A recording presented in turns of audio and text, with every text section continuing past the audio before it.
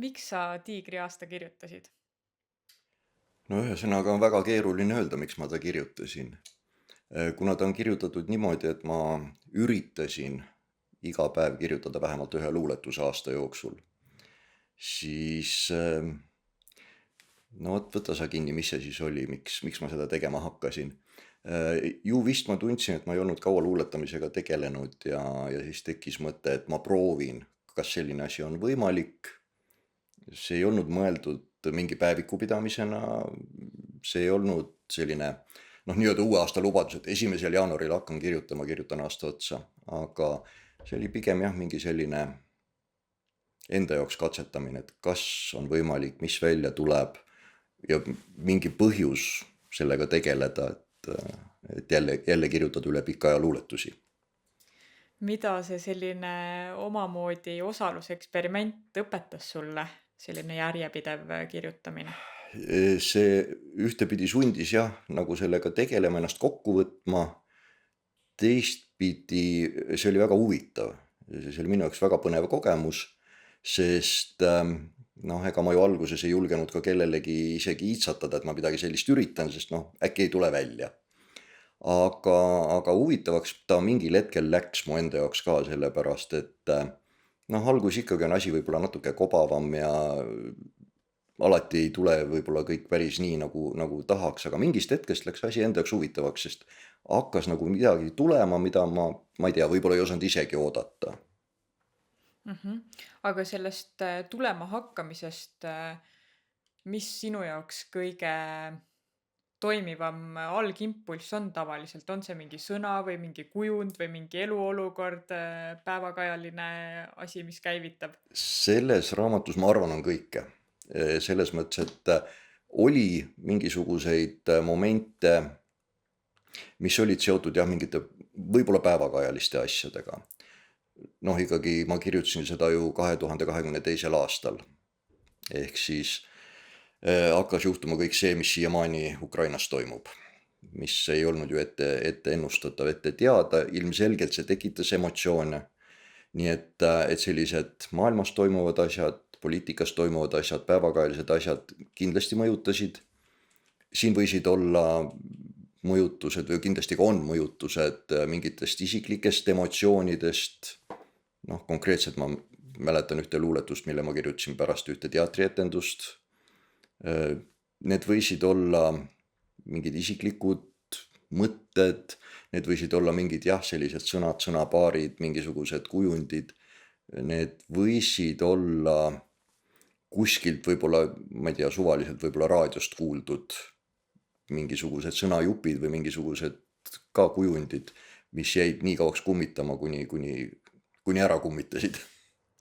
Aga milline kirjutaja sa olid selles protsessis? Oli sul mingi kindel aeg, millal sa läksid laua taha või sa panid kohe kirja, kui midagi sähvatas või kuidas see läks? Jälle erinev. Igal hetkel laua taha minna ja kirja panna lihtsalt juba töö tõttu ei õnnestu. Ehk siis mõnikord olid need hommikud, kui oli vaba hetk, mõnikord olid need õhtud, seesama raadiost kuuldud mingisugune asi, mis kummitama jäi. See oli autoraadio, muidu ma raadiot tavaliselt ei kuula.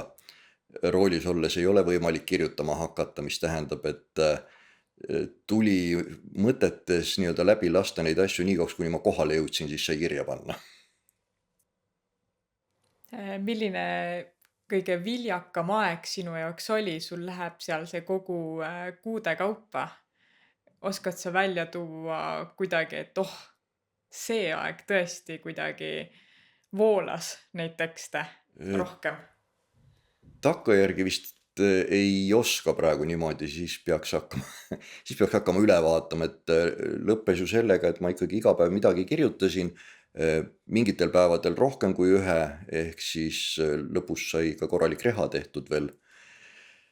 Mulle endale tundub, et kuskil aasta teine pool, vaat seesama, et mingist hetkest hakkas enda jaoks asi huvitavaks minema ja ma ei tea, kas ma siis kirjutasin ennast kuidagi lahti või millega see seotud on, aga ma niiviisi takkajärgi pakuks, et äkki kuskil seal aasta teises pooles hakkas võib-olla rohkem midagi tulema, aga ega ma praegu pead ei anna.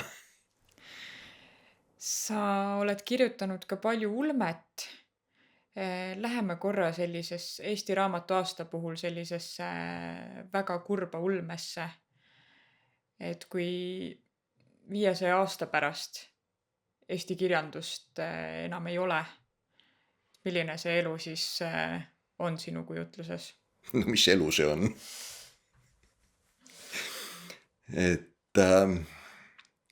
No ma ikka loodan, et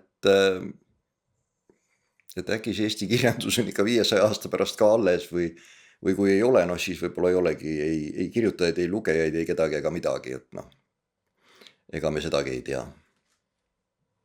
Mida üks hea luuletus võiks inimesega teha?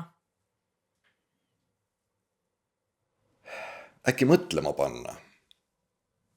Sest see, mida autor kirjutab, mida luuletaja kirjutab, on üks asi, aga see, mille lugeja sealt välja loeb, ma arvan, on tihtipeale hoopis võib-olla midagi muud ja autorist sõltumatut. Nii et kui inimene jääb luuletuse üle mõtlema ja sealt midagi enda jaoks leiab, ma arvan, et siis ongi hästi.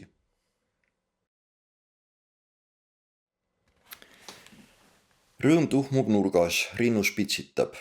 Ma liigun nagu tuuker põhjas mere. Julm saatan õlalt kõrva itsitab. Kõik pinda käib, kõik eema ajab vere. Rõhk pressib aju, murrab luid ja sooni. Mis mõtteid kammitseb, see kammitseb ka keha. Oh laske eralduda kinnisse, kes sooni, et rõõmud jälle värviliseks teha.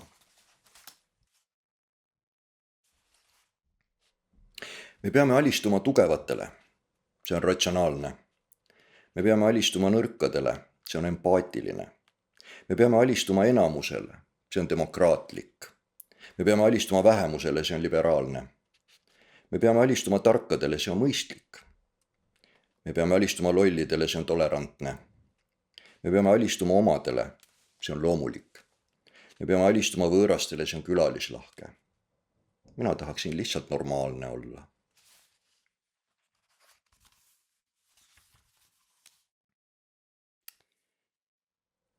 Mees jõuab koju, ahi on veel leige. On naine kodus, leige temagi. Üks teine mees seab sammud linna poole, sest temal kodus pole kedagi. Mees istub köögis, võtab väikse pitsi. Mees mõõtu teab, sest see on tema norm. Ja teine rüüpab pudelist või kruusist, ta teab, on sisu tähtis, mitte vorm. Nad pole kohtunud, neil pole palju ühist, kuid üks on kindel, ilm on imelik. Neil oma moel on hinges sama tühik, ja omal moel on kumbki õnnelik.